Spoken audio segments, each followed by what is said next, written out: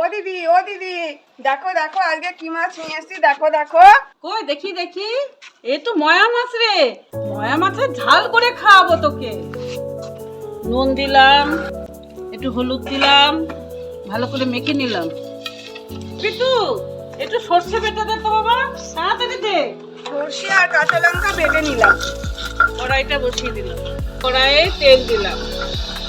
এবার ময়া মাছগুলো ছেড়ে দিলাম। এবার এক এক করে সব সবজিগুলোকে কেটে নেব। মাছগুলো ভাজা ভাজা হয়ে গিয়েছে, এইবার মাছগুলো তুলে নিলাম। পাঁচ ফোড়ন দিয়ে দিলাম, পেঁয়াজ ফোড়ন দিয়ে দিলাম। এবার আলুগুলোকে ছেড়ে দিলাম, জিরে সর্ষে বাটনাটা দিলাম, নুন দিয়ে দিলাম, হলুদ গুঁড়ো দিয়ে দিলাম, রসুন দিয়ে দিলাম, টমেটো দিয়ে দিলাম। এবার একটু কষিয়ে নিলাম, অল্প করে জল ঢেলে উঠেছে। এবার মাছগুলোকে দিই, ধনের পাতা দিই, একটু কাঁচা লঙ্কা দিই, সবশেষে একটু কাঁচা তেল দিয়ে নামিয়ে নিলাম। এনে পিতলে তোর ময়া মাছটা।